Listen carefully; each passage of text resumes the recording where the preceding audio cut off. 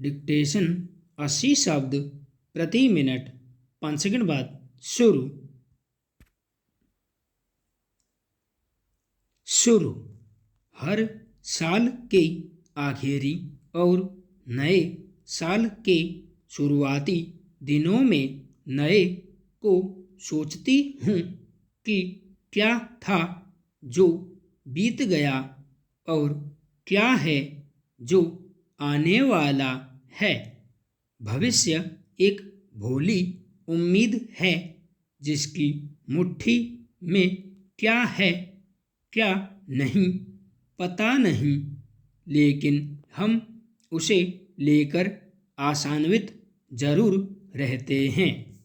इतिहास में यह साल दर्द, भूख, मृत्यु, भय के लिए दर्ज होगा शायद, लेकिन इसके अलावा भी कुछ था जो इस बरस में अच्छा था, उसके बारे में भी बात होनी चाहिए।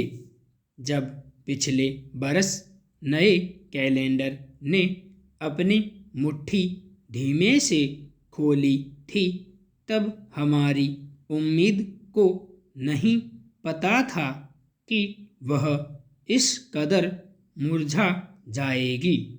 हम नहीं जानते थे कि एक महामारी इस वर्ष हमारे सामने खड़ी होगी। हमें एहसास नहीं था कि पूरी दुनिया घर कैद में धकेल दी जाएगी और किसी भी तरह तमाम सुरक्षा उपायों को करते हुए जान को बचा ले जा पाना ही बड़ी उपलब्धि होगी। हम जिन चीज़ों के बारे में नहीं जानते उन्हें हमने उजले रंगों से रंग कर रख लिया है, ताकि जब भी खुलेगी मुट्ठी कुछ अच्छा ही होगा। कुछ उजले रंग बिखरेंगे जो अतीत के स्याह को ढक लेंगे, लेकिन हमेशा ऐसा नहीं होता और कई बार रंग भी अपना घर बदल लेते हैं, जिसकी ओर अक्सर हमारी नज़र जाती नहीं। जैसे जिसे हम स्याह समझे बैठे रहें, उसमें जीवन की इतनी सीख छिपी थी।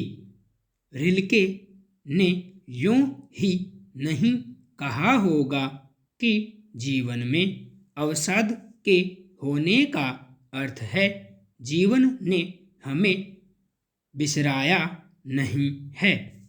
बीता बरस बहुत सारे दंश देकर गया, लेकिन कई मायनों में सीखने का साल था।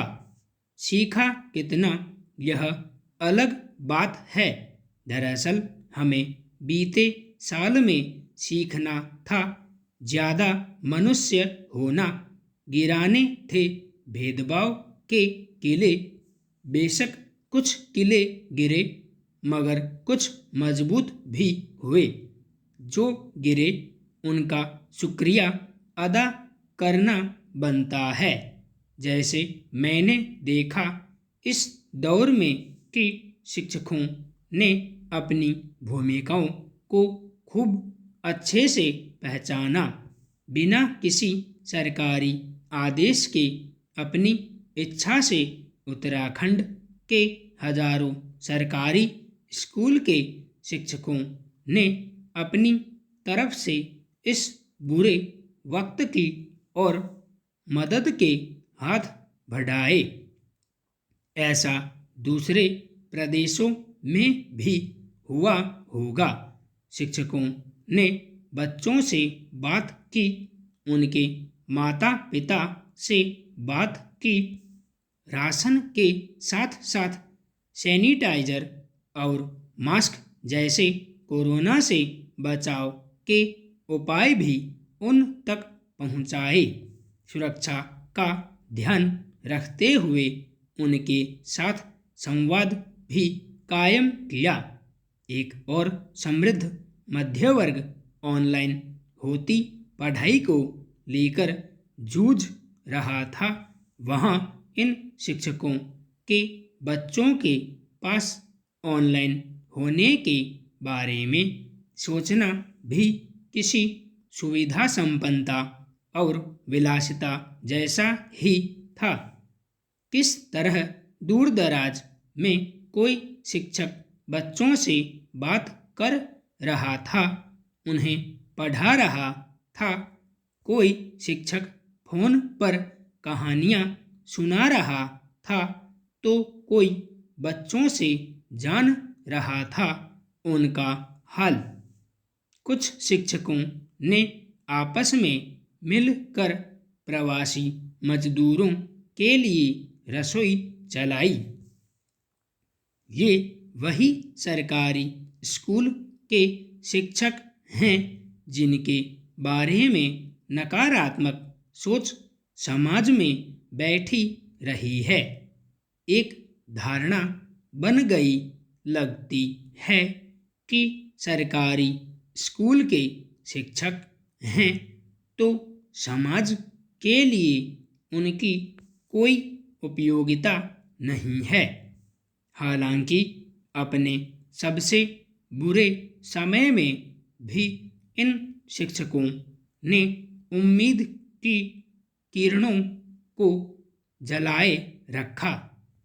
इस समय ने समाज की उस नकारात्मक सोच की दीवार को तोड़ा। लगातार अपनी सामर्थ्य से ज़्यादा ही काम करते रहे ये शिक्षक। उनके काम की भूमिकाओं को लेकर सरकारी आदेशों के आने से पहले ही ये लोग समुदाय और बच्चों से जुड़ चुके थे। उन्हें इस कोविड के खतरे से बचने को उन्होंने कहा और सकारात्मक ऊर्जा को बचाए रखने की कोशिश की। संपूर्ण विराम।